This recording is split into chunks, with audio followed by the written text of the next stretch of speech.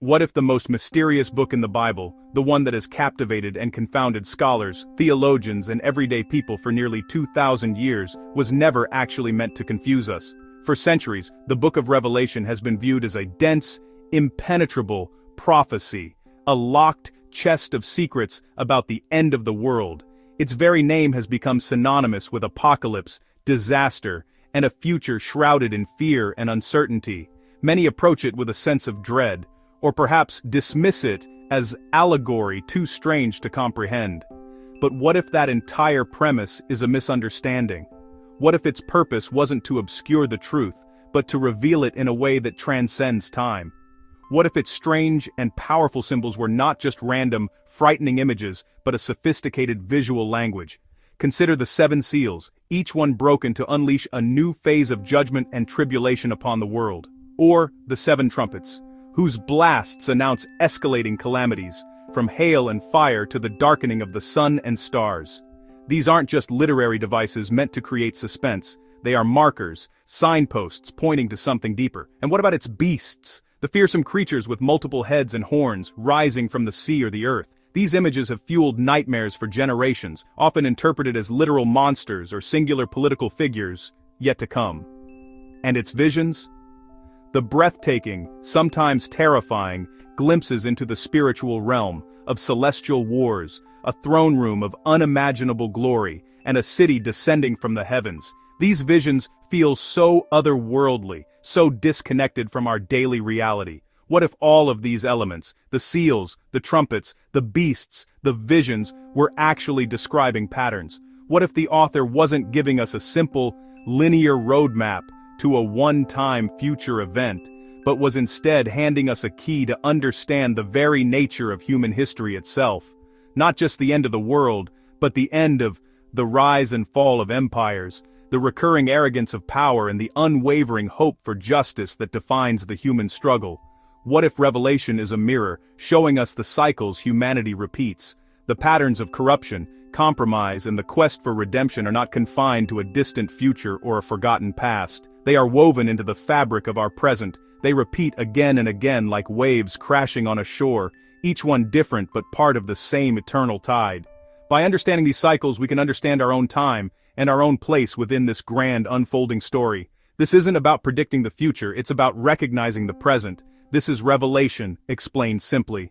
Revelation speaks in symbols, beasts, trumpets, seals, dragons, visions layered with imagery, and because of that, many people either fear it or avoid it completely. But symbols are important because symbols communicate ideas, larger than literal events. One of the biggest keys to understanding Revelation is realizing the events aren't always linear. Instead of a straight line from a beginning to an end, the book presents a different kind of timeline, one that feels more like a spiral. It moves in cycles. This structure, known as recapitulation, isn't meant to confuse, it's meant to deepen our understanding. It shows us the same fundamental story from different angles, with each retelling adding new layers of detail and urgency. Think of it as a repeating pattern woven throughout history. Each cycle follows a distinct rhythm, a period of warnings, followed by conflict, leading to a form of collapse, and then, crucially, a moment of renewal. And with each turn of the spiral, the intensity grows. We can see this pattern in the rise and fall of empires. Consider Rome. For centuries, there were warnings, political corruption, social decay, and pressure on its borders. This escalated into widespread conflict, civil wars, and endless battles against external forces. Eventually, this led to the collapse of the Western Empire, a profound disruption of the known world. But out of that collapse came renewal. New kingdoms emerged and centers of learning preserved knowledge, planting the seeds for a future renaissance. The cycle turned. We see a more intense, condensed version of this cycle in the 20th century. The warnings were clear: an intricate web of alliances, an escalating arms race, and fervent nationalism. The conflict that followed was on a scale humanity had never witnessed, engulfing the entire globe not once, but twice. The collapse was devastating, leaving nations in ruins and economies shattered. Yet, from those ashes came a powerful push for renewal, the formation of international bodies designed to prevent such catastrophe from happening again, and an unprecedented era of rebuilding. Revelation uses this same cyclical structure to frame its prophecies. The seals, the trumpets, and the bowls are not just one long sequence of events, they are three parallel cycles, each one revisiting the themes of judgment and redemption, but with increasing intensity. It's like watching waves approach the shore. They come again and again, each one building on the energy of the last. This pattern isn't about predicting a specific date for the end of the world. It's about recognizing the enduring struggle between order and chaos, hope and despair, and understanding that these smaller cycles are all building toward a final, decisive moment of divine resolution. At its core, Revelation describes conflict, not just physical conflict, but spiritual, moral, and psychological conflict, truth versus deception, loyalty versus compromise, light versus darkness, and every generation faces that struggle in different ways. And this is why people constantly connect Revelation to the modern world, because every era sees signs, division, fear, conflict, rapid change, and Revelation speaks directly to moments where humanity feels unstable.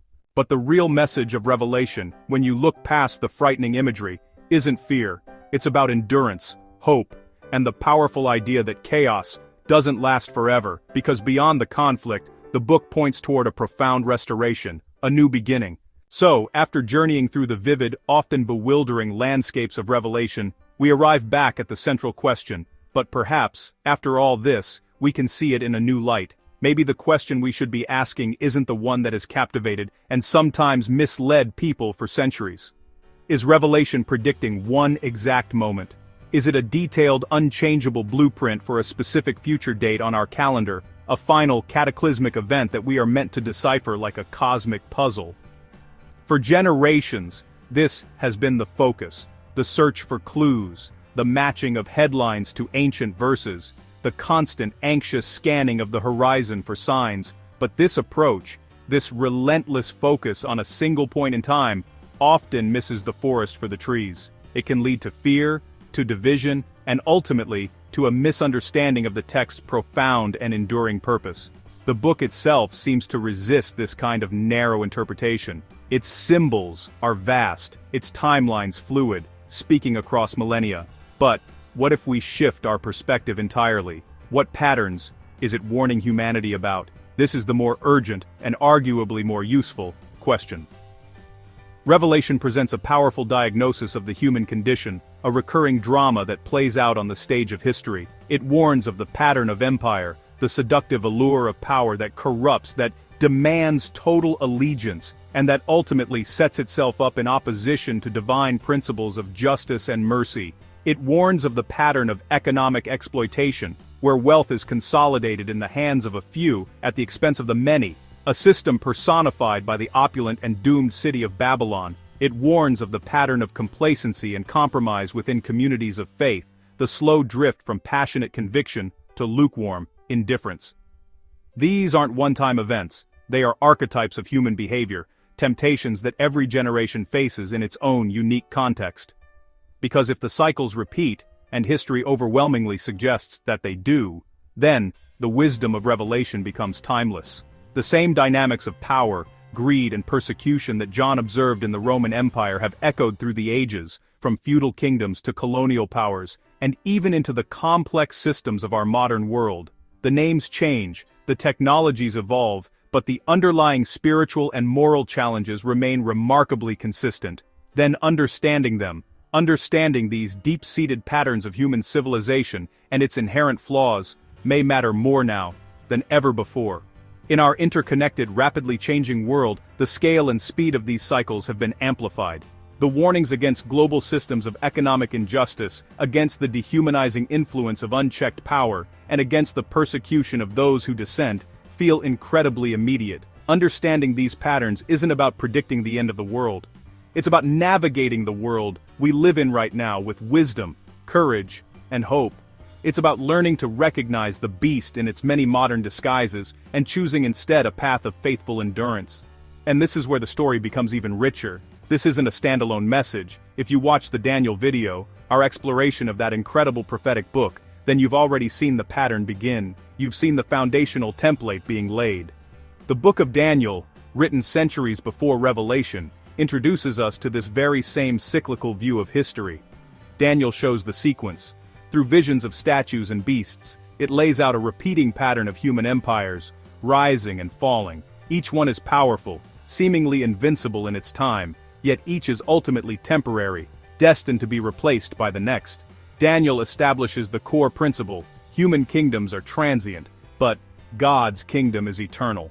It provides the framework, the narrative spine. Revelation expands the conflict. It takes Daniel's political and historical sequence and elevates it into a cosmic, spiritual drama. It adds layers of meaning, showing us the unseen spiritual forces at play behind the rise and fall of empires. It's not just about one kingdom versus another, it's about the clash between two value systems: the way of Babylon and the way of New Jerusalem, the way of coercive power versus the way of self-giving love. And together, read as a pair, as they were meant to be, they paint a much bigger picture. They form a unified two-part epic that spans centuries, offering a profound commentary on history, power, and faith. Daniel gives us the what, the sequence of events. Revelation gives us the why, the spiritual significance. Together they equip us not to predict the future, but to understand our present and to live faithfully within it, knowing that history is ultimately headed toward restoration and justice.